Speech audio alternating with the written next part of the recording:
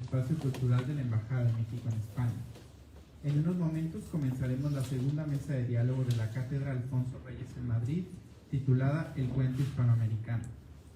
Quiero agradecer la presencia del doctor José Javier Villarreal, secretario de Extensión y Cultura de la Universidad Autónoma de Nuevo León, del doctor Francisco Javier Treviño, director de la Facultad de Filosofía y Letras de la Universidad Autónoma de Nuevo León, y del doctor Víctor Barraganderre, director de la Capilla Alfonsina Biblioteca Universitaria de la Universidad Autónoma de Nuevo León, por su presencia en esta segunda jornada de actividades de la cátedra. Antes de darle la palabra a nuestros dos protagonistas de la sesión, voy a leerles una breve semblanza para que conozcan un poco más sobre sus respectivas trayectorias. Antonio Jiménez Morato es doctorando en el Departamento de Español y Portugués de la Universidad de Tulane. Ha realizado el MFA de Escritura Creativa en Español de la Universidad de Nueva York con una beca competitiva Santander. Es licenciado en Filología Hispánica por la Universidad Complutense de Madrid. Es autor del conjunto de ensayos La piedra que se escribe, del libro Mezclados y agitados y la novela Lima y limón. Colabora en los suplementos culturales Babelia y ABC Cultural, así como en los periódicos argentinos Clarín y Perfil, y en revistas literarias de referencia, como las españolas Quimera, Suroeste o Clarín, la mexicana El Perro, las argentinas La Mujer de mi Vida y Big Sur, o la uruguaya Otro Cielo. Antonio Ramos Revillas es licenciado en Letras Españolas por la Facultad de Filosofía y Letras de la Universidad Autónoma de Nuevo León. Premio de Literatura Joven Universitaria en 1997, 1998 y 1999. Premio Nuevo León de Literatura 2003. Premio Nacional de Cuento Joven Julio Torri de 2005. Premio de Literatura del Noreste Juan B. Tijerina 2007. Premio Nacional de Literatura Joven Salvador Gallardo Dávalos 2007. Premio Nacional de Cuento Mano de Obra 2007. International Latino Book Award, categoría Best Young Fiction 2014. Premio Fundación Cuatro Gatos 2014. Selección México 20 High Festival 2015 y Premio Universidad Autónoma de Nuevo León a las Artes 2015. Actualmente es director de la editorial universitaria de la Universidad Autónoma de Nuevo León. Gracias Antonio, gracias a Antonio por acompañarnos en esta sesión. Es un honor tenerlos aquí en el Instituto Cultural de México en España. ¿Qué tal? Muy buenas tardes, pues gracias por acompañarnos en esta segunda jornada de la Cátedra de Alfonso Reyes en Madrid. Para mí es un gusto compartir esta mesa con Antonio, con el tocayo. En México se sabe que cuando se comparten mesas con los tocayos, eso siempre suele terminar o muy bien o muy mal. Entonces yo espero, pero yo creo que va a salir todo muy bien. Y pues bueno, también a nombre de la Universidad Autónoma de Nuevo León, gracias por estar acá con nosotros en esta velada, que tiene el tema del cuento hispanoamericano, pero dado que es la Cátedra de Alfonso Reyes en Madrid, también nos vamos a concentrar en una primera instancia en uno de los libros clave del cuento, no solamente hispanoamericano, sino sobre todo de Alfonso Reyes, que es El Plano Oblicuo, uno de estos libros que Reyes escribió en México, al menos los primeros cuentos, pero pues estoy seguro que en las reescrituras que hizo ya en su estancia en Madrid, en su primera estancia en Madrid, ya tenía toda esta influencia de muchos de los ismos que estaban, si no despuntando, que al menos ya con seguridad había ciertas corrientes y ciertos diálogos que todavía no eran tan visibles, pero que sin duda se comentaban en los pasillos de la vida literaria madrileña al principio. Lo digo porque una de las cuestiones que siempre se habla sobre este libro es que es un libro que tiene elementos del surrealismo, elementos del cubismo. Yo al releer el libro incluso encuentro elementos del maquinismo y el futurismo, es decir, es un libro escrito en su tiempo, pero que se adelanta un poco, o que hacemos esta lectura ya que ha pasado todos estos años sobre él.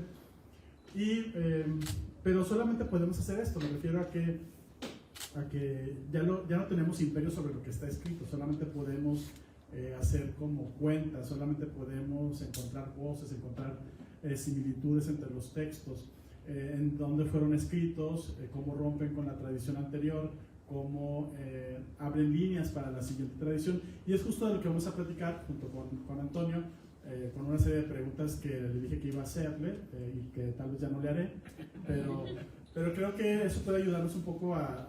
Pero yo la responderé. Pero tú la responderás. Ya, gracias, aunque Toño no me dijo no me hizo las preguntas, y aquí traigo preparado esto. Pero bueno, para quienes no conozcan el Plano Oblicuo, o si ya lo ubican un poco, recordarles, es este primer libro de Cuentos de Reyes, donde viene este texto célebre, este texto aparte, yo diría incluso del resto de los libros, del resto de los cuentos que componen este libro, que es La Cena, y del cual pues mucho se ha hablado, no diré como más, solamente que yo creo que es uno de los cuentos fundadores del cuento contemporáneo mexicano, bueno, hispanoamericano, y el resto tienen que ver con una serie de diálogos, son cuentos en los cuales los personajes están en una conversación de la cual no sabemos su origen, pero que al momento de entrar en ella ya está el elemento del diálogo como abierto, pero al mismo tiempo no sabemos muy bien hacia dónde va, es decir, son cuentos con una margen de oscuridad como parte de la estrategia del texto, no diría incluso que como parte de la estrategia narrativa del texto, sino como parte de la estrategia de la construcción del texto, en el cual tenemos, por ejemplo,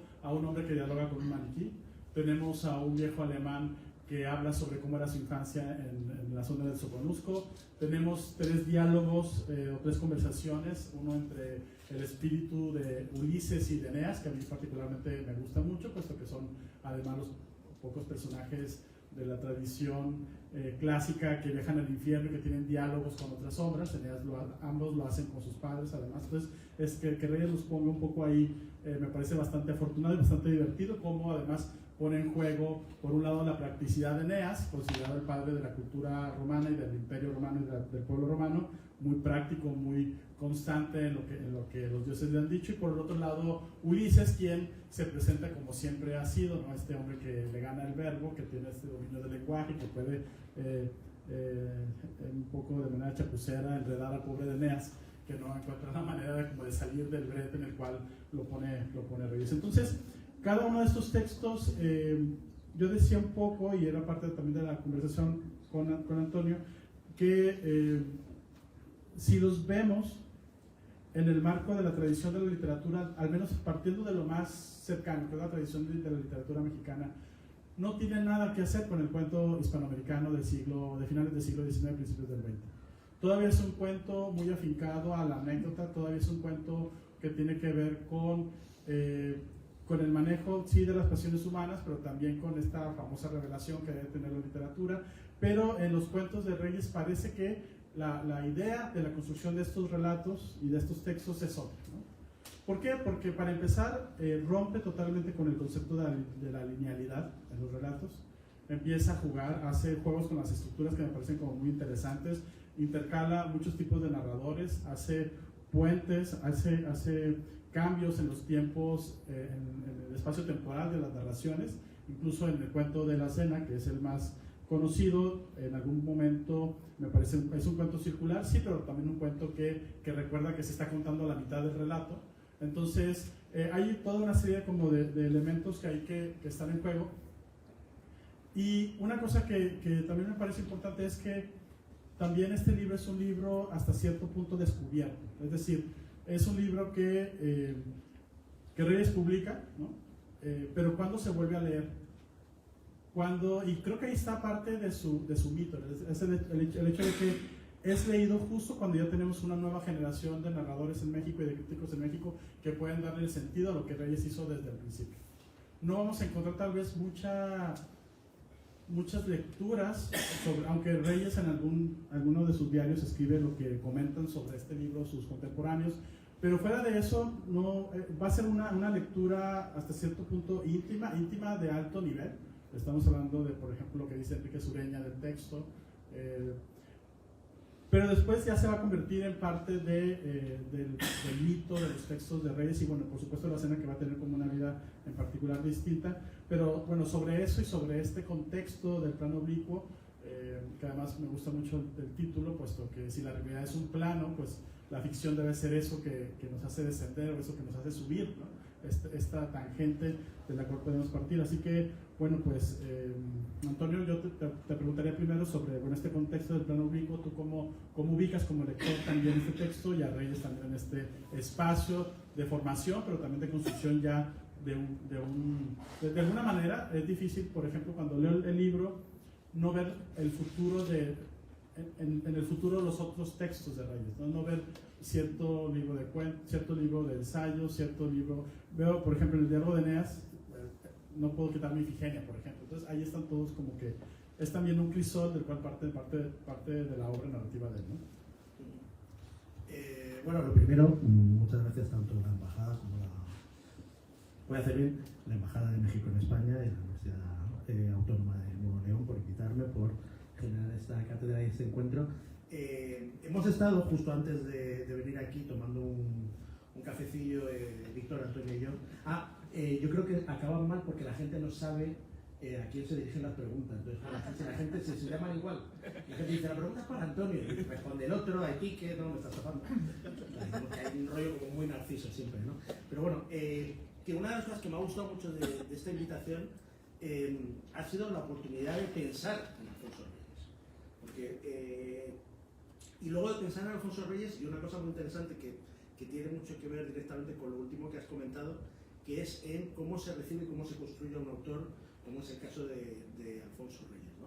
Que es una cosa muy interesante. Porque tendemos, no sé si por vagancia o porque es la dinámica habitual, a hacer un acercamiento a los autores que tiene mucho que ver con la posteridad. Ya es Alfonso Reyes Ochoa, es el escritor regimontano consagrado, fundamental para entender la literatura mexicana y la cultura latinoamericana, con la biblioteca alfonsina, con tal, y nos olvidamos de cómo se ha construido Alfonso Reyes, ¿no? Y una cosa muy interesante del plano oblicuo tiene que ver con cómo se construye Alfonso Reyes y cómo Alfonso Reyes luego es leído, lo de lo que justamente estamos contando. Alfonso Reyes publica el plano oblicuo en 1920 en España, publica esta edición, que es para presumir y para que se viera, que es la primera edición del plano oblicuo. Y es una cosa muy porque son textos que incluso en la primera edición están ya fechados, la mayor parte de ellos antes del viaje de Alfonso Reyes.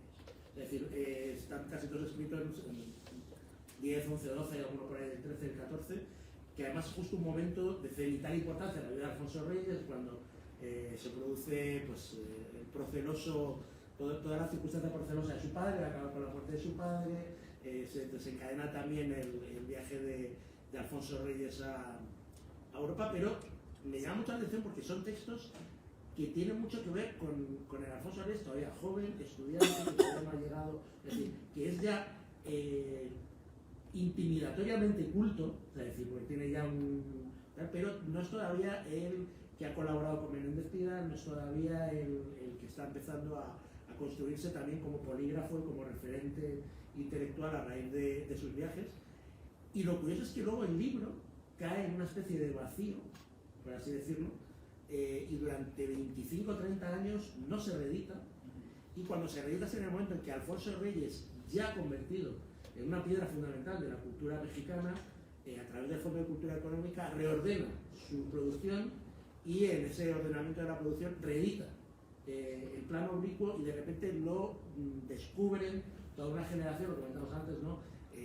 Arreola, cuando se producen ya las críticas de Enrique Zureña, cuando también lo descubre Fuentes, y de repente quedan fascinados con unos cuentos que tienen ya 30 años, que eran en muchos sentidos sorprendentemente modernos, y en otros también un montón de sentidos sorprendentemente antiguos, muy anclados en la tradición. La percepción que tengo yo del plano oblicuo es que es una obra casi diría que sorprendentemente genial, escrita por un chaval todavía, como se dice, un joven con un montón de intuiciones, con un montón de referencias, que además la pone a desfilar, por ejemplo, es un libro que se vería muy beneficiado por una edición crítica, glosada donde se haga una referencia de cada una de las referencias de todo lo que está glosando Reyes, pero luego también, que es una cosa muy llamativa, que es muy moderno en la forma, precisamente por lo que tú decías, porque se carga la idea de lo que es el cuento, o ataca la idea del cuento más establecido. Entre. Hacer un juego que es un grupo. Ups. Vamos a tener que saber desde la siguiente. ¿Puedo entrar con un grupo?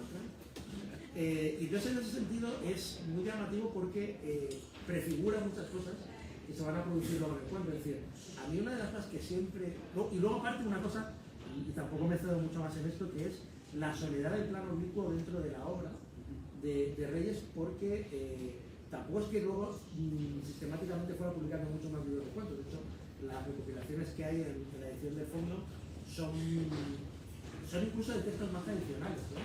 Más aguafuertes a lo virtual, lo que aquí sería artículos de cuadros de costumbres y tal, tipo los héroes romanos, ¿no?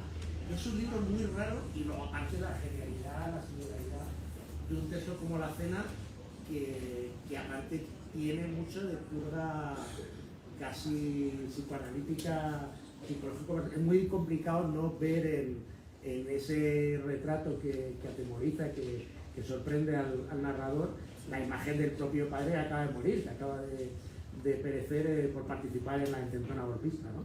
Y demás. Entonces, en ese sentido es un libro que se cruza en muchos niveles, pero bueno, nos vamos a ir explayando. Fíjate que yo, de lo que acabo de decir, hay dos asegúnes que luego me pregunto qué tan ciertos son. El primer asegún es el hecho de cuando hablamos de la genialidad del joven Reyes. Porque pienso, digo, lo decía al principio, que ya sobre lo que está escrito no podemos tener ningún imperio, ya fue así, ¿no? Y me pregunto, para los conceptos y el tiempo de la época, uno era adulto a los 14 o 15 años, ¿no? Y no solamente, es decir, había una implicación mental de que ya tenía que tener una amplia cultura. Ahora tenemos todo lo contrario, tenemos gente de 35 años que todavía considera que puede no tener una responsabilidad con su propia formación, ¿no? Y dicen, bueno, yo tengo 35, pero este joven Reyes no es en realidad el joven Reyes, es decir, es un hombre que desde el principio supo que era lo que tenía que hacer. Por algo tenía a su padre esta biblioteca inmensa, una de las mejores bibliotecas además del país, y se formó. Ese es el primero, ¿no? Y el segundo es que justo Arriola, Fuentes, todos ellos pueden mirar en los textos de Reyes lo que ya había que ver. Es decir, es difícil mirar cuando el agua está arriba en la playa, ¿no? Y ellos encuentran este texto cuando el agua ya se ha ido y ya pueden ver las trazas del cubismo, del surrealismo, de todos estos géneros. Entonces es ahí donde se descubre pues esta doble genialidad, ¿no? De que él supo capturar en la ternura de los sismos o en la parte tierna de que apenas se están formando todas estas exploraciones, integrarlas a los textos, de manera que tienen el sueño justo del tiempo. Y cuando el libro vuelve a salir, entonces ya hay gente que puede decir, claro, aquí están todos estos elementos y puedo ahora sí darles su peso, ¿no? Y cosa que no va a ocurrir con otros cuentos del siglo XIX mexicano, donde la gente siempre van a estar tan visibles que no va a haber como realmente mucho por hacer, ¿no? Pienso un poco en Martín Luis Guzmán, no en Martín Luis Guzmán, en Mariano Azuela. Azuela tiene que como 90 novelas sobre la revolución, y porque solamente leemos una, porque esa fue la que marcó y la que dio las pautas de la novela Revolución, y todas las demás que son lo mismo ya no tienen peso. Entonces esos son mis dos asegúnes que tengo con el libro, pero además creo que también el cuento de la cena de alguna manera eclipsa otros cuentos que son muy buenos, que son realmente sustanciosos. A mí, por ejemplo, el de Estrella de Oriente me parece un cuento fabuloso. La historia es una historia de la tristeza, y dije, este debería ser una antología del cuento triste, sin duda, y hay como muchos elementos que se comparten. Hay una cosa, por ejemplo, que me llama mucho la atención, que todos para los males los curan con agua, ya sea caliente o fría, y un terrón de azúcar. Si tienes un mal, tienes que tomar. Entonces hay como muchos como elementos cuando hablas también de la vida de Reyes. En el diálogo de Eneas con Ulises, no me es muy difícil pensar que por un lado está hablando Rodolfo Reyes sobre la aspiración de la construcción del país por parte de su hermano, y por el otro lado habla también Alfonso, también como este hombre que dialoga con el lenguaje y que con el lenguaje puede como llevarlo, ¿no? Entonces, no sé qué tan cercana es a la pregunta que te había mandado por WhatsApp, pero te quería preguntar entonces ahora, bueno, si ya tenemos como esta visión y esta lectura de la obra, también qué tanto se emparenta con lo que hay en España en esa época, es decir, cuáles son con quienes dialoga él, porque no llegó es decir, nadie construye una obra desde la soledad. Siempre hay un mito como muy bonito de la historia del lenguaje en el cual un faraón egipcio encierra a un niño y pide que nadie le hable para saber cuál es el verdadero origen del idioma, ¿no? Y entonces, pues el pobre niño está ahí 4 años encerrado, nada más le llevan de comer, no hablan con él, y al final cuando pronuncia una primera palabra, es una palabra que tiene que ver como con el balido de la cabra y con la forma como los egipcios llaman a la cabra, pero claro, esa palabra tiene mucho que ver también con la forma como balan, ¿no? Es el ruido. Entonces dicen, claro, el egipcio es el idioma fundacional, pero no. Entonces así pasa, me parece, con Reyes, es decir, él está acá, insisto, él estoy seguro que corrige los textos, aunque tiene toda esta profusión. Bueno, pasó toda su vida corrigiendo sus textos, así murió también, revisando sus obras completas. Bueno, es el drama de la escritura, eso lo sabes tú, lo sé yo, lo sabemos todo lo que nos dedicamos a la escritura. De hecho, no me acuerdo ahora quién fue que dijo que publicamos los libros para dejar de corregirlos, ¿no? Pero en el momento en que te dicen, oye, que ya sale el libro, tienes que dejarlo ahí, y aún así no, nos hay que incluso les hacemos la vida imposible a los editores porque seguimos corrigiendo y decimos, oye, da para una segunda edición, es que he pensado en corregir cosas. Yo he escuchado cosas feísimas por teléfono de los editores, me han dicho cosas feísimas, y con un poco de razón. Esa pregunta que me hiciste por el WhatsApp fue la que, meditando a lo largo de esta semana, más pavor me ha despertado, porque me ha obligado a hacer una cosa que yo creo que no se ha hecho en general en España, que es hacer un análisis medianamente meditado, demorado, pormenorizado acerca del cuento. Y esto, que puede parecer una cosa así como muy grandilocuente, no es ninguna broma, porque incluso me molestaba en revisar bibliografía y da mucho miedo por lo escasa. Es decir, en España en general la relación que se ha tenido con el cuento es una cosa muy curiosa. Siempre de salida se ha visto como el hermano joven, el hermano pobre de la novela. O sea, esto, es decir, también tenemos que ser conscientes de que en España tenemos la inmensa fortuna de haber tenido 2 novelas geniales en un momento muy temprano, como son El Lazarillo y El Quijote, y eso ha marcado la literatura española de una manera además brutal. Porque aunque sí que ha habido un montón de textos breves y de colecciones, estos breves están las novelas a Marcial Leonarda, han servido incluso, o sea, de Lope, están las novelas ejemplares de Cervantes. El recuperar textos de cuentos ha servido, por ejemplo, para recuperar a una de las contadas voces femeninas del siglo de oro, como María de Zayas. Y vamos a decir, sí que ha servido para replantear y volver a cartografiar un poco, por así decirlo, la literatura en castellano. Pero el problema es que, claro, cuando solemos hablar de cuento, y en el caso del Plano Oblicuo, me parece que es muy evidente, estamos hablando del cuento como pues el cuento culto, el género del relato breve, más o menos ya estandarizado y codificado dentro del organigrama de la teoría literaria, de una manera que tiene que ver con 2 padres fundadores, que son el amigo Poe y el amigo Chekhov.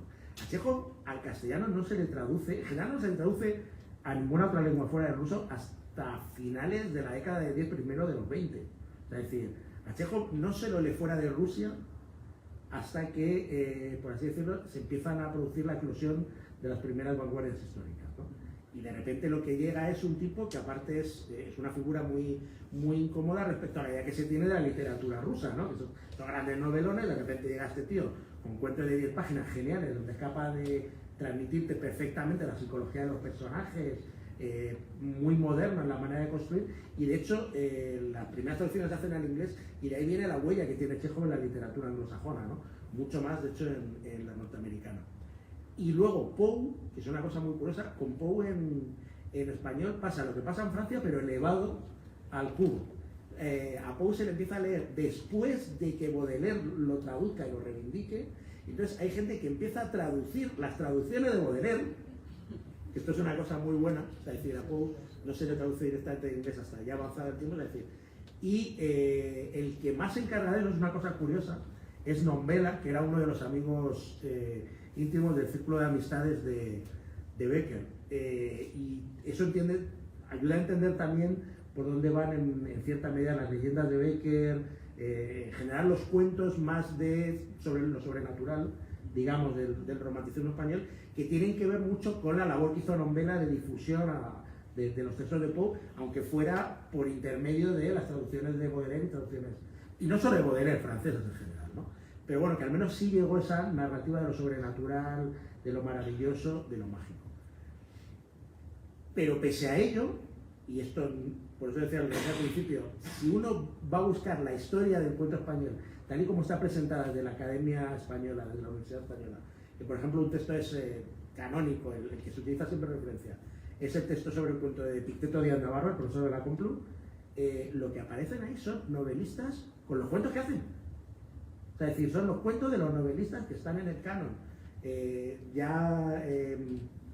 por así decirlo, consolidados como novelistas. Es decir, Pardo Bazán escribe más de 500 cuentos, es la gran narradora de cuentos del realismo español. Luego viene Clarín, que también tiene 100 y pico. Pero de lo que hablamos, cuando hablamos de Pardo Bazán y cuando hablamos de Clarín, hablamos de los Pazos de Ulloa y de la Regenta. O sea, no se habla de los cuentos. Y también tiene mucho que ver con que la concepción de todos esos cuentos era en ese sentido muy antigua. O sea, es decir, seguía siendo la idea de la narración oral popular transcrita al género literario, cuentos de hadas de algo maravilloso, alguna leyenda, pero el cuento como tal, es decir, la idea del cuento como tal, esa herencia la herencia del Poe de Auguste Dupin, no tanto del corazón delator y de las no se da hasta el siglo XX. Entonces, Alfonso Reyes llega a una España en la cual lo que sí que se vendía a lo bestia eran los superventas de la época, eran unas ediciones chiquititas que todavía se ven a veces por las librerías de viejo y a lo mejor las habéis visto, que se llamaba El Cuento Semanal, que tenían como un formato así de folletín, que además se vendían muchísimo, que era donde escribían las grandes estrellas de la literatura de la época, los Pérez Reverte y Almudena Grande de la época, que hoy en día nadie se acuerda de ellos, nadie se acuerda de Villapesa, nadie se acuerda de Zamacois, nadie se acuerda de gente que eran los que lo petaban en la época, que en la época no lo petaba Pío Baroja y Unamuno.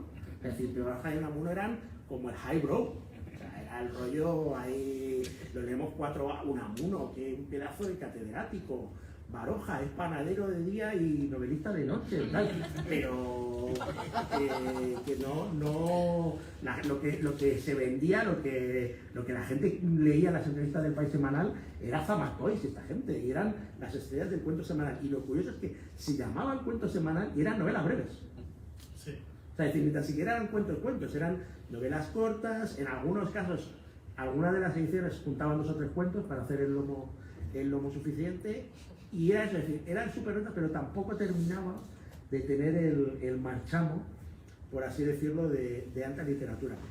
Y justamente es que en España, el primer momento en que hay una camada de autores que se toman en serio el cuento como género, es en el nuevo momento que Alfonso Reyes está publicando en el Fondo de Cultura y a sus obras completas ordenadas, que es la generación del medio siglo, que es Aldecoa, Fernández Santos, Medardo Frailo, Martín Gaite y tal. Entonces, el plano oblicuo, evidentemente, yo estoy de acuerdo contigo, porque a pesar de las fechas que pone Alfonso Reyes en el libro, seguramente en esa década que él pasa mayormente en España y demás, lo corrige, pule ciertos textos y demás, pero yo creo que lo hace todavía en una especie de soledad, y de hecho eso también se nota en la libertad genérica. Es decir, convive también en ese sentido con el Alfonso Reyes, que estaba empezando a constituirse el gran polígrafo estudioso literario como Menéndez Pidal, y por eso no es casual que tengan ese tono a medio camino con el ensayo, con la referencia más del artículo tal, que es por lo que yo luego que va a encontrar también mucho eco con Borges, porque van a ver que en ese sentido son 2 escritores con una posición muy cercana en el enfoque acerca del mestizaje de los géneros, ¿no? De la falta de fronteras genéticas. Pero Alfonso Reyes no creo que llegara a España y se encontrara con una playa de cuentistas, y de hecho una de las cosas que, claro, ahí sí que no me ha dado tiempo a hacer la revisión pormenorizada, aparte porque está complicado encontrar el libro por los avatares, hemos estado hablando ahora mucho de avatares editoriales industriales del libro, y uno de estos libros que está injustamente muy difícil de conseguir son las memorias de Cansino Sassens, Y las memorias de Canciones de Ascens sí que es una guía telefónica de todo lo que era el Madrid literario de la década de los años 10 y 20. No hay prácticamente poeta o escritor, incluso de segunda o tercera fila, que no pasara por ahí, porque Canciones de Ascens acaba tratando. Canciones de Ascens, a lo mejor en Latinoamérica es muy famoso también porque era quien Borges decía que era su maestro.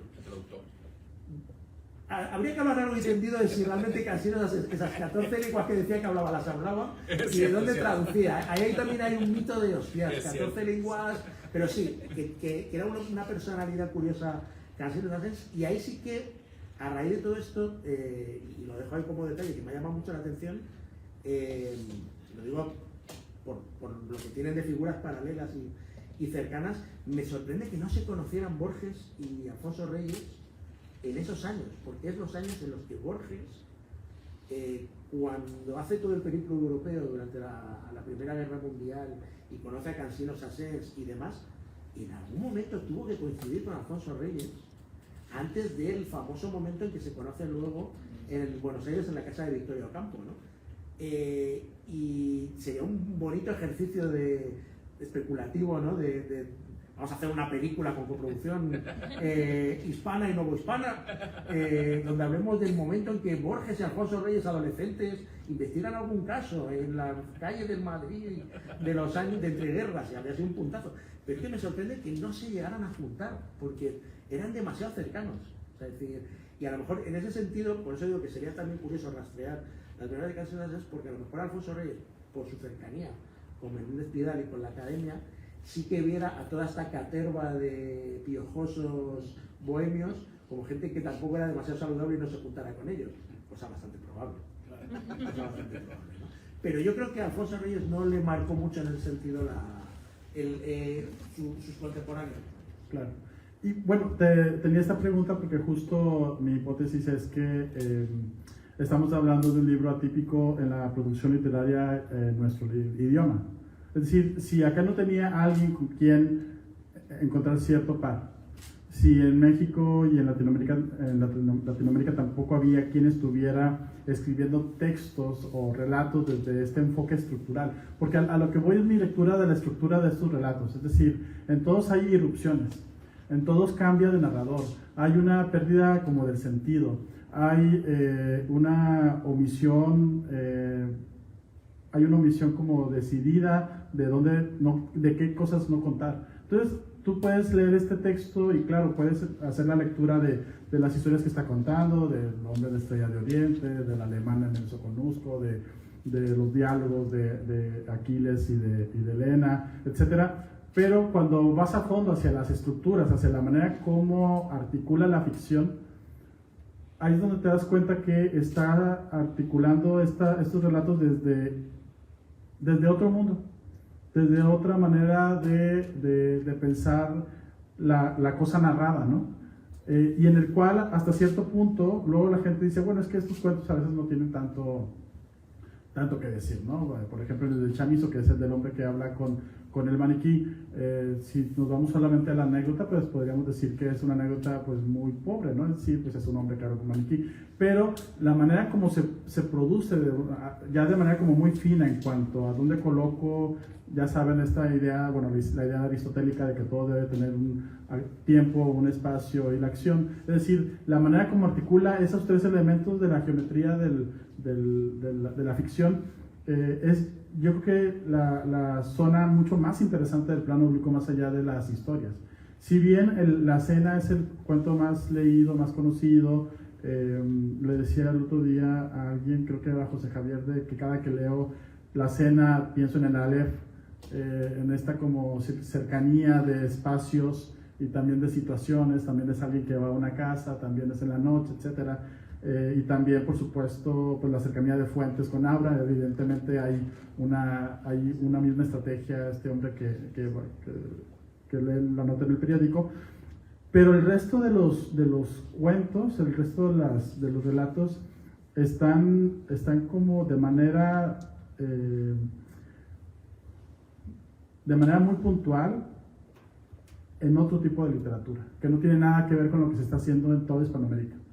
Y creo que tal vez esa lectura no la hemos hecho todavía, es decir, hablamos siempre del plano oblicuo desde la importancia del cuento en Reyes, pero nos hace falta darnos cuenta que no hay nadie más haciendo esto en esta época.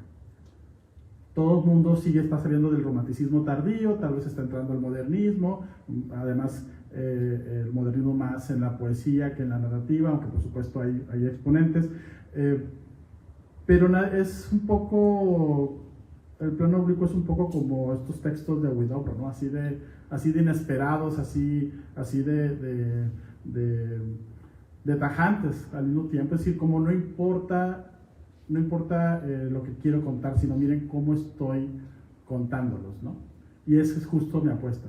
Y cuando se dice que, bueno, tal vez que ya no volví a escribir cuentos, pues yo también me pregunto si tenía que hacer otros cuentos. Porque también parte de la obra de Reyes es como esta obra que inicia cosas. Así lo hizo en todo lo que hizo. Y tal vez este era como una base de cimentación muy fuerte para lo que va a ser el cuento contemporáneo mexicano.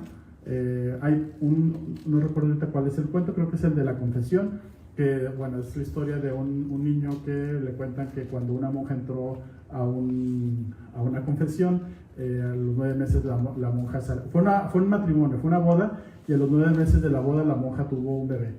Y hay un corte. Y entonces hay otra conversación en la cual quien cuenta lo que le contaron, se lo cuenta a un padre. Entonces hay como un desfase ahí. Digo, bueno, guardando todas las diferencias, por supuesto, es la estructura de El hombre de Rulfo. Es por un lado algo que se cuenta, y hay un corte abrupto, y de pronto se cuenta esa historia a alguien más, a un tercero. Entonces creo que estos emisores es muy importante también hacer como esta lectura de la estructura, que es lo que a mí más es como con lo que traigo ahorita con el libro, ¿no? Bueno, es que yo creo que eso es lo que cuando se produce la edición del fondo, cuando se aplican las obras completas de Reyes, y de repente lo que comentábamos, Arreola, Fuentes y demás, lo que a ellos les vuela a la cabeza no es tanto la temática como eso, o sea, es decir, que son textos sorprendentemente modernos para su época, que a lo mejor en ese sentido por eso estaban tan solos y tan aislados. Yo no sé hasta qué punto, a lo mejor también, a lo mejor es un comentario un tanto narcisista, yo creo que eso influye. El hecho de que tampoco hubiera mucho eco, a ver, normalmente si a ti te dicen, oye, esto está bien, pues a lo mejor sí que me interesa seguir por aquí. Alfonso Reyes sí que recibió enseguida, por así decirlo, parabienes y felicitaciones por toda su labor más de estudios filológicos y demás, y por eso ha incidido toda su vida. Es decir, también hay un matiz importante de decir hasta qué punto el hecho de no tener eco en su momento cercenó la posibilidad de que a lo mejor él no hubiera y esos temas. Pero yo creo que lo que realmente descubren en ese sentido los escritores en el momento en que acceden finalmente al plano oblicuo es exactamente eso, es decir, es lo moderno estructuralmente de lograr, es decir, que lo temático queda relegado a un plano muy secundario. Estoy de acuerdo contigo, David. Pues hasta cierto punto, yo creo que si te preguntan de qué van algunos cuentos, da igual. Es decir, de qué va tal cuento, que va un poco igual.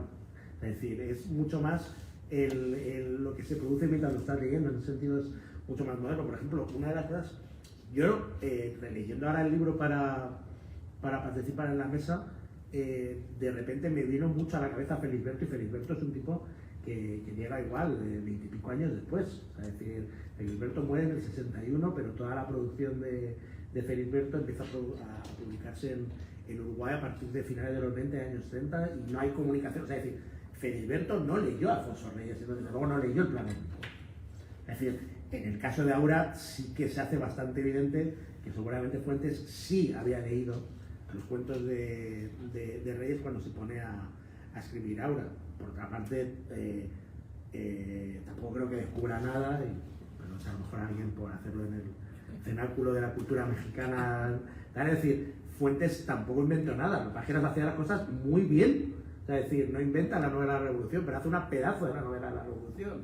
Es decir, no inventa la novela total, pero hace una pedazo de novela total, no inventa la novela. O sea, Aura está preñada de Reyes y James, pero que es una pedazo de novela breve. Es decir, o sea, Fuentes no era un tipo original, lo que era un artesano del copón, es decir, capaz cuando quería y cuando la hacía bien también. Largo y tendido, pero bueno, también es muy difícil. Fuentes no habría publicado la última novela que ha publicado Vargas Llosa. También vamos a dejar las cosas ahí claras. Pero bueno, el asunto está en que Alfonso Reyes de repente llega lo que encuentra toda esa generación es un precursor. En ese sentido, también pensaba mucho en el texto canónico, en el sentido que es Kafka y sus precursores, ¿no? Es decir, que de repente uno se pone a leer cosas que suenan a Kafka, ¿no? Esta es la idea esta que postulaba Borges, es decir, que claro, había cositas que hemos terminado asociando con Kafka. Yo creo que una de las grandes injusticias que se ha hecho con Reyes es que el hecho de que se produjera ese decalaje de 30 años en la recepción del libro ha impedido que mucha gente se diera cuenta de que eso estaba ya ahí. No que venga de ahí, que eso es una cosa interesante. Y eso es una cosa, creo que era esto es un micromundo de la literatura española.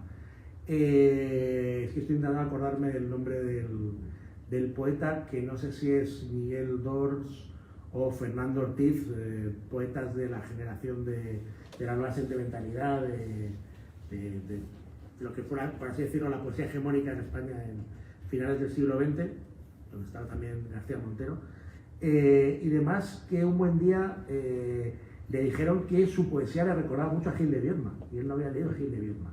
Lo que habían hecho Gil de Viedma y él era haber leído mucho a Manuel Machado. Es decir, cuando tú estás, por así decirlo, nutriéndote de una misma cosa, es fácil que se produzcan elementos parecidos. Y yo creo que, por ahí van un poco los tiros, lo que de repente encuentra toda una generación, es la generación del boom, o que ha sido, es una palabra que odio, pero sirve para marcar el momento cronológico, los años 50, años 60, cuando se produce, cuando acceden a los textos de Reyes, es que de repente lo que ellos estaban investigando ya lo había hecho uno antes.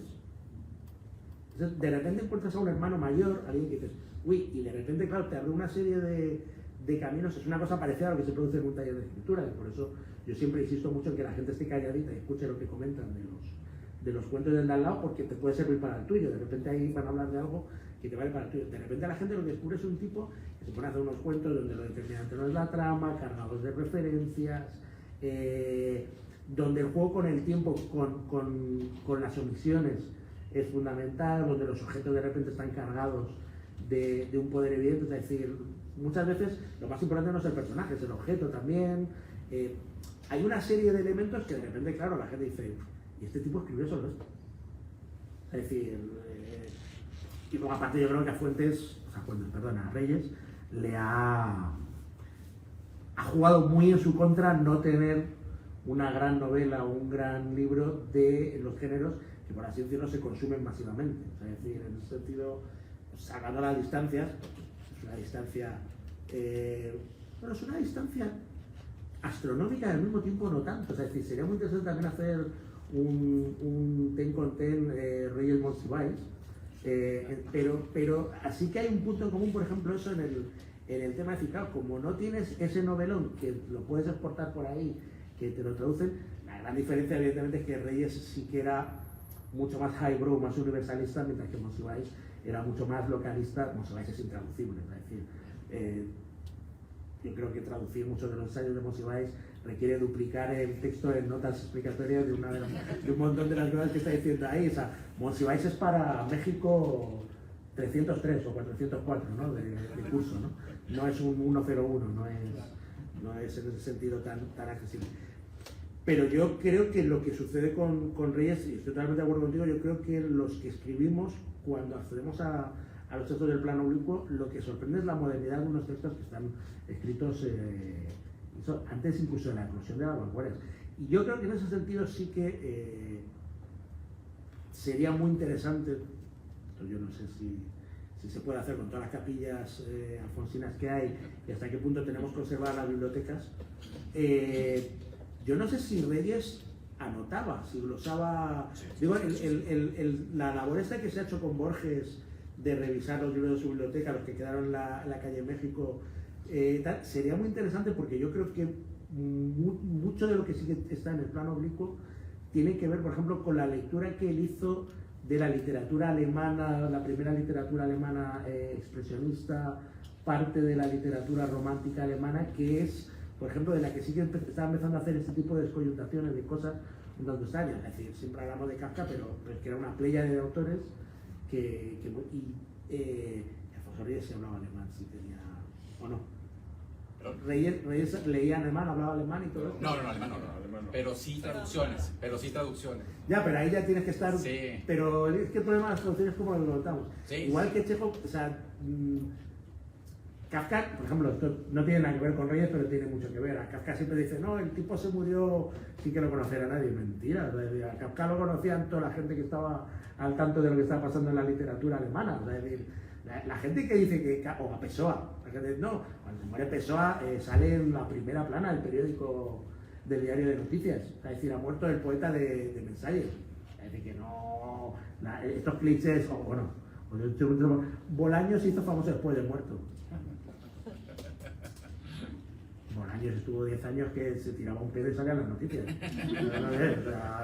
Decir ahora que se hizo famoso, pero por eso sí sería interesante hacer en ese sentido una genealogía de lecturas, porque sí creo que tendría mucho que ver en el caso de Reyes con la lectura de lo que sí que está empezando a pasar en otras literaturas europeas, a las que él sí tenía acceso por vocación, o sea, es decir, por su vocación intelectual. Y en ese sentido sí que yo creo que se podría hacer un desglose mucho más interesante. Y una cosa muy interesante que has dicho es la idea esta de Reyes como, por así decirlo, como autor final, como alguien que cuando llega a los géneros llega a los límites, como que acaba con él y dice, si este juguete ya lo he roto, ya sé cómo funciona esto, como estos cerebritos que cualquier juego de estrategia tú se lo regalas y a los 6 meses te dicen, no, la manera de ganar a este juego es tal y tal y tal, y ya han perdido toda la puta gracia. Tú te estás horas y horas jugando al ajedrez y ellos enseguida te han dicho cuál es el secreto para cualquier cosa que sea ahí de... Pues Reyes tiene un poco como esa capacidad, es decir, llego al género, entiendo cuáles son sus mecanismos, entiendo cómo se puede descoyuntar, lo hago y ya lo he hecho. Entonces, si ya lo he hecho, ¿para qué voy a seguir, ¿no? O sea, es decir, ¿para qué voy a estar manejando la película cuando yo sé que... Porque también ahí tiene mucho que ver la capacidad intelectual de cada uno. Cuando tú ves el mundo así, sigues todo el rato haciendo lo mismo, pero cuando tú ves todo esto y dices, bueno, esto ya lo he hecho, voy a ponerme a hacer esto, voy a ponerme a hacer esto, voy a ponerme a hacer esto, ¿no? Entonces, tienes y Reyes tenía eso, o sea, es decir, otra cosa no, pero abanico de intereses, este hombre en ese sentido daba bastante miedo, ¿no? Sí, yo creo que también ese es un mito. Bueno, uno de estos como lugares comunes que decimos sobre la obra de Reyes, sobre la falta de la gran novela, y a mí me parece que no lo necesitaba, es decir, tenía lo grande todo lo demás, ¿no? Y esto que acabas de comentar sobre, bueno, aprender a descoyuntar el género, pues claro, estamos hablando de alguien que es también es un filólogo y también es un crítico literario y que además aspira a escribir una teoría sobre crítica, claro que tiene que conocer cómo funcionan los elementos. Y bueno, tal vez lo único que yo creo que juega en contra de Reyes es su universalidad al principio. No poder acompañar sus libros cuando salen. Los publica en México, pero él está en España. Los publica en Costa Rica o en Panamá, donde tú quieras, pero él no está ahí para poder hacer lo que todo autor de su tiempo hace, ¿no? Que lo comparte, que hace, lo puede llevar, y él solamente puede hacer eso hasta que finalmente llega a México y entonces, bueno, ya se preocupa por su obra, pero como quiera ya está también en otra tesitura intelectual, ya está buscando otras cosas y también el género de la novela es un género del siglo XX. Bueno, por supuesto que hay novelas impresionantes en el XIX, pero me refiero a que al peso con el cual se lee la novela es algo que surge con más fuerza en el siglo XX, como la conocemos ahora, la gran novela, etcétera, ¿no? Bueno, pues podemos seguir hablando, como se dan cuenta. No sé si hay alguna pregunta que sean... Sí. Estoy así. Sí, nos han dicho muchas cosas. Una de las cosas que más me atrae fue hacia el final, es la tradición de Reyes. O sea, ¿qué leía Reyes? y qué leían los cuentistas de su momento. Y creo que ahí empecé a ver la diferencia, la lejanía.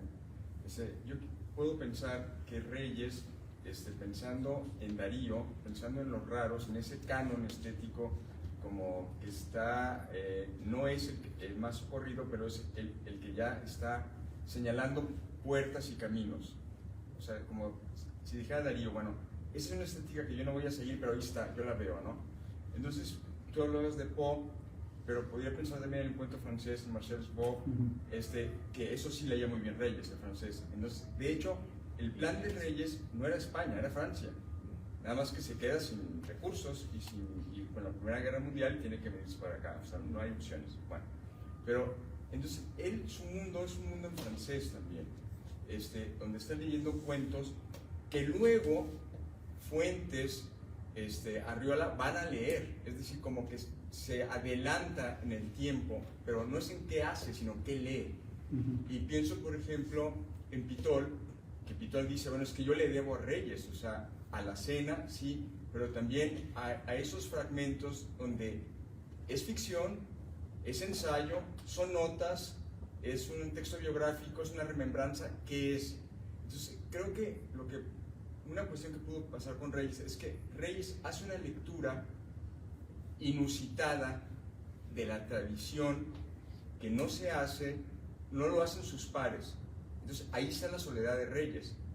Publica los cuentos, no hay receptor, no hay un público, hay lo que decía Toño, o sea, no sigue la historia de sus libros, sino que hasta que llega en el 40, que es la segunda edición del Plan Oblicuo, ahí sí hay atención, pero que no es que leyeron a Reyes, bueno, Fuentes sí, obviamente, pero no es que leyeron a Reyes, sino es que leyeron lo que leyó Reyes. Entonces ahí fue la modernidad, es decir, ya había leído, y claro, pero no habían leído a Reyes, no habían leído lo que había producido en sus lecturas. Entonces creo que es una cuestión como de una cronología quebrada, totalmente quebrada. O sea, un autor mexicano que está leyendo a los franceses y a los norteamericanos, pienso en Borges y Reyes, o sea, hay una diferencia de 20 años. Es decir, o sea, estaba difícil que hicieran ese caso aquí en las calles madrileñas, pero sí lo hacen en Buenos Aires. O sea, el joven Borges le lleva sus primeros 2 libros de poemas a que los lea. Reyes es el editor del tercero, y yo creo que esos poemas de Borges, hablando del pasado militar en sordina, le aviva quizá para la oración del 9 de febrero, que lo escriben el 30. Entonces, creo que sí hay una relación Borges-Reyes, también por el inglés, por calendario, que lo escribe aquí en España, y Borges dice, esta es una maravilla.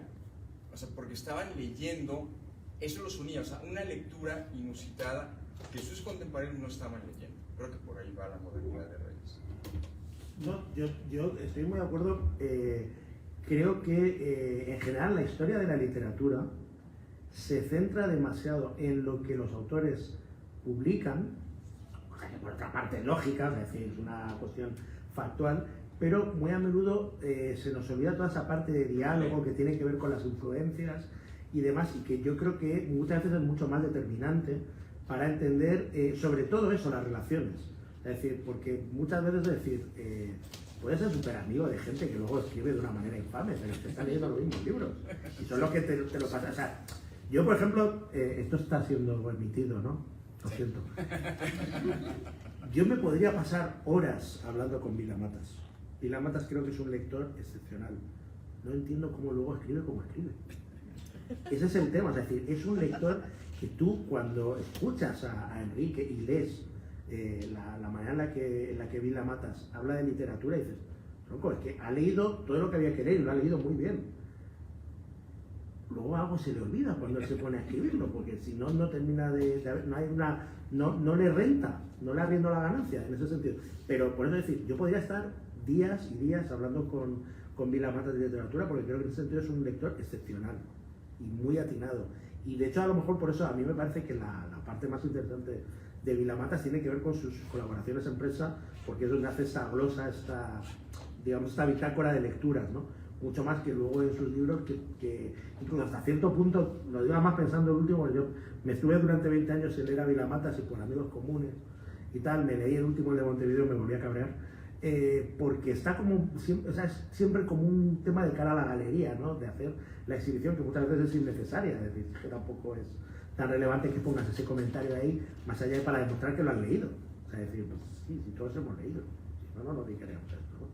Pero yo creo que ahí surgen, yo ahora sí creo que estaría interesante la novela especulativa del Borges Veinteañero con sus salmos rojos, ahí diciendo a Alfonso Reyes, cual ya señor, hecho y derecho, amigo de Don Ramón, y con otra manera de ser y de repente cruzándose y tal. Eso estaría, ¿lo vas a hacer? No, ya se hizo. Pero eso fue en Buenos Aires, sí sucedió eso. No, pero digo, aquí en plan del rollo del veinteañero. Sí, pero la maestra Coral Aguirre tiene un libro que se llama ¿A dónde vas, Alfonso Reyes? Que es justo ese diálogo entre Borges. ¿Cómo se llama el libro? ¿A dónde vas, Alfonso ¿Y la Reyes? autora? Coral Aguirre. Pero debemos llegar. Pero hacemos es llegar. buenísimo porque... Es un libro maravilloso, la Pero verdad que me aparte, gusta. sabiendo de dónde vas Alfonso XII, que en México se conoce, ¿no? Sí. Sí, Lo de la qué bueno. sí, no, esto ya existe, por eso quise hacer la anotación. Y ahondando en el mismo tema, de hecho, yo creo que se conocieron, bueno, también especulando totalmente, conjeturas, ¿no? En el Café Pombo, porque también tienen un amigo en común que es Gómez de la Serna, ¿no? Que en ese momento... Pero yo creo que Gómez de la Serna no tenía que ser muy friendly, ¿eh? Bueno, puede ser. Porque era el Pope, o sea, decir, Era el Pope, claro. Era, sí. Pero en torno a ese, sobre todo al Café Pombo, porque Sí, creo, no. para mí resulta evidente que Borges ubicaba muy bien a Reyes y que seguramente lo vio en España. No se acercó tal vez por esta diferencia que se ha mencionado, que es cierto. Eso por un Pero lado. de todas maneras, a ver, que es que también tendemos a pensar en Borges, estamos hablando mucho de Borges, Sí, tenemos sí. que hablar de Reyes, pero también tendemos a pensar en Borges como ese hombre mayor, cieguito, hablando medio tartamudo y tal. El Borges que estaba en los años 20 en España era un tío fuertote, ancho, putero y de agárrate los machos. Claro. O sea, es decir, cuidadito, que es que también el Borges que ha quedado luego para la historia, porque los testimonios y las historias que cuentan del primer Borges, de cuando se iban a Uruguay, que se iban de prostíbulos, que se iban a las casas de estas, a los lupanares, a tal, que estaban todo el día dándole al traguito.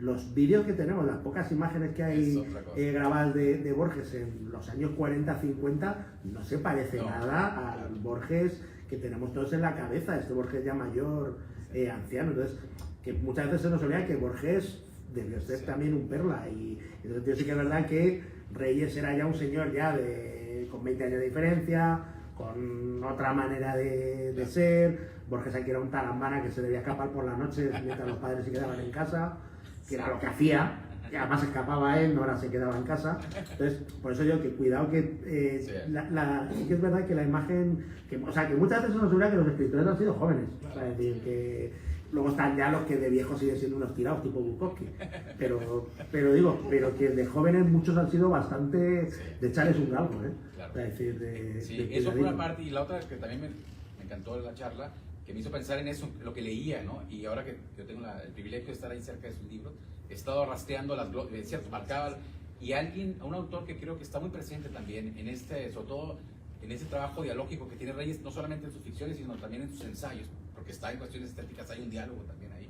Creo que es Oscar Wilde, y me puse a rastrear un poco, tiene las primeras ediciones, las obras completas de Wilde en inglés, que se hicieron entre el 8 y el 9, y creo que hay una línea también que se ha explorado poco por ese trabajo de diálogo, ¿no? Que claro, estaba por supuesto Platón y todo el amor que tenía Reyes por la cultura helénica, ¿no? La cultura griega, pero me parece que en ese aspecto lo ficcional en el diálogo entre ensayístico, teatral también, que está en varios de los cuentos del plano rico, tiene alguna raíz ahí con Wilde, me parece. Esto es una especulación también, pero creo que está también ahí. Como Chesterton también, a quien tradujo aquí, por cierto. Es que también, incluso Wilde, con Wilde siempre nos quedamos con un Wilde muy superficial. Es que en general yo creo que el problema que tenemos, y utilizo la primera persona del plural, porque todos trabajamos mucho con un saber de solapa y de contracubierta. Sí.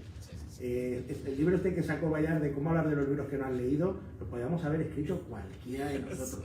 Nos pasamos el día hablando de libros que no hemos leído, y que muchas veces cuando lo lees te quedas loco porque sí es lo que te habían dicho, pero también no es lo que te habían dicho. O sea, es decir, igual, ejemplo que no es directamente Alfonso Reyes, pero aquí en España nos dicen a todos los niños, desde el instituto hasta la universidad, ejemplo de narrativa objetivista conductista, heredera del behaviorismo de John Dos Passos, La colmena de Cela.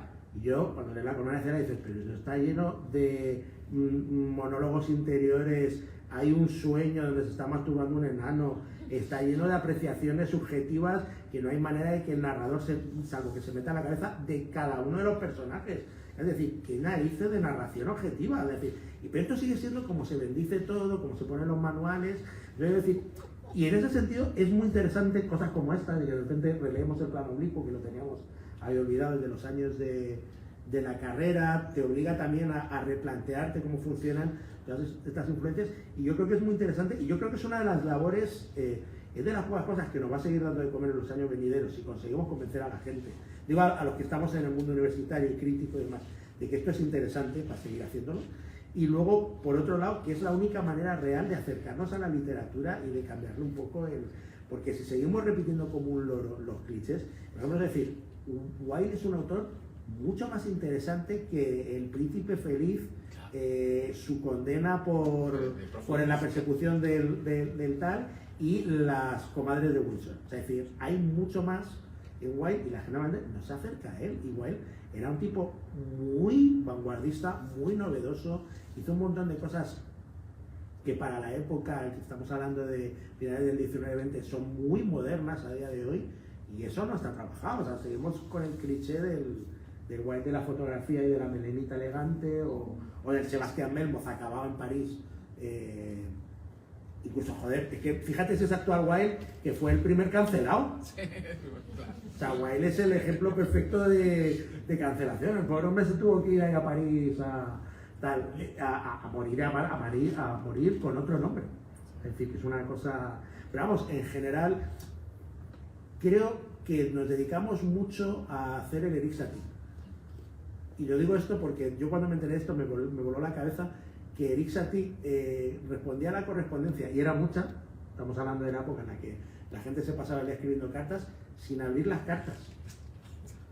O sea, es decir, una de las cosas que dejó loca a la gente cuando murió Satie y entraron en su guardilla donde vivía en París, es que tenía cajas y cajas de correspondencia que no había abierto, pero la había respondido.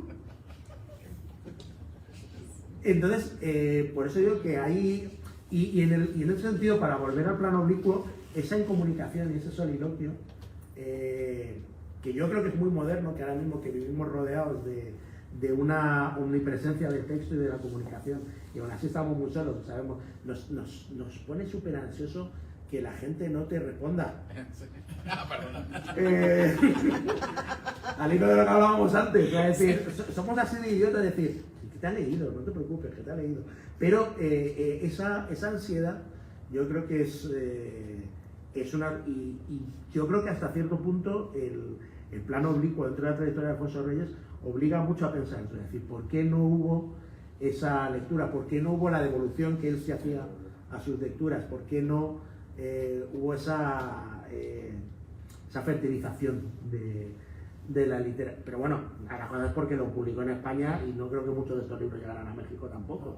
Que también, es que yo me imagino al pobre Alfonso Reyes así atildado, como debía ser él tal, cortado, porque además me lo imagino tímido, no creo que fuera ahí como dando los libros, pero llevando siempre uno de estos, y a lo mejor alguno que le caía bien se lo regalaba, y tal, pero que así tampoco haces carrera.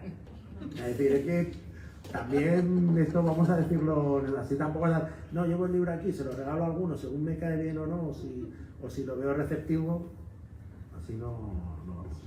Iba a decir que esa es mi estrategia, pero creo que pertenece a otra conversación. De otro lugar. Otro lugar, sí. Bueno, pues muchas gracias, tocayo, gracias a ustedes por acompañarnos esta noche a esta conversación sobre el plano oblicuo, y pues no queda más que pues también agradecer a la embajada, el Instituto de aquí en México, por el espacio, y bueno, invitarlos a la sesión de mañana, que va a ser en la librería del Fondo de Cultura Económica, para continuar con esta, pues ya para hacer la mesa de cierre, donde nos acompañará Liliana Pedrosa, que aquí está, gracias Liliana, Nuria Barrios y Carlos Castán. Así que muchas gracias.